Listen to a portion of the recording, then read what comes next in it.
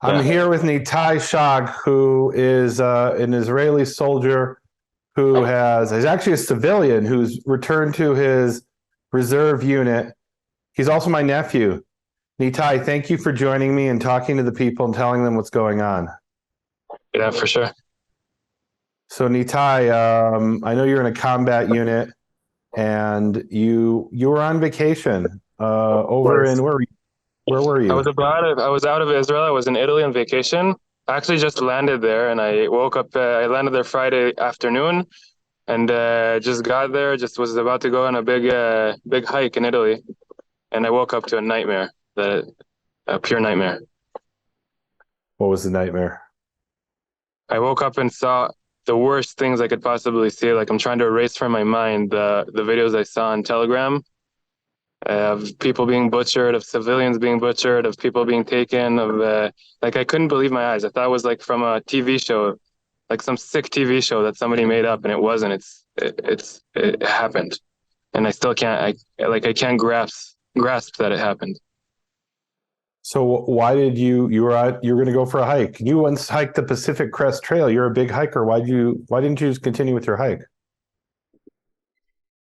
I couldn't even. It didn't even cross my mind. The last thing, like I couldn't even. It didn't cross my mind to continue the hike. It was impossible for me to do anything. I got a bit depressed. Like I was crying. I'm a grown man, but I was, and I barely cry. Like it's hard for me to cry, but I couldn't stop myself. Um, the last thing I wanted to do was go on a hike. I felt like being in my country with people I know, people who speak my language, people who know how I feel, people I could connect with, and doing what I can to save me and my friends and my family So and how'd you people who get are even back to not my friends Israel? and family. That was also a nightmare by itself. They canceled all the flights to Israel. There were Israeli flights that also got canceled because the flight attendants were scared, and lots of flights were canceled. In the end, what happened? I got from Italy to Greece, which felt closer to Israel. Maybe I'll catch a plane. It'll be easier to catch a plane. And there were like hundreds of Israelis like me, young Israelis who wanted to come and fight. And the Israeli embassy in Greece met us at the airport. They heard that there were a bunch of stranded Israelis trying to come back and fight. And they organized a military plane to come and pick us up. A military plane came and rescued like three or 400 Israelis from the Greek airport. Wow. Two jets, two Hercules jets came. Wow. Yeah, Hercules jets came and brought you back to Israel so you could join your hundreds of combat unit. Israelis. They also brought like babies, children, people who got Oh stranded there, wow. like and couldn't find their way Oh back. wow. Like first of all, they brought all the people who could go fight. So we got in first, and when there was more space, they brought up more people in. So it ended up be like three or 400 people that were stranded there. So you're in a combat unit and you're not going to tell us where you are, of course, it's not safe, but you're going to be deployed into you're not going to work in, you're not a job, Nick, what we call in Israel. You're in a serious combat unit. Yeah, What do you expect is without giving us operational details, what is going to happen? it's very hard to tell. Everybody's confused. Nobody knows anything. Um, I can't tell you more than that. I don't know. I'm hoping for the best. Um, but everybody's here has very high morale. We all want to work. We all want to fight the enemy. Everybody here, like everybody here, that we're having a good time together. It's important to say we're getting our laughs in, and we're happy together, and we all came here to fight. We'll do what we need to, Mhm. regardless. Have you been in combat before? I haven't been in face-to-face combat, but I've been in Sukeitan. It was the previous in 2014. It was the previous time that there was a big major war in Israel, like the last major wasn't a war, Mhm. but the last major operation in Gaza.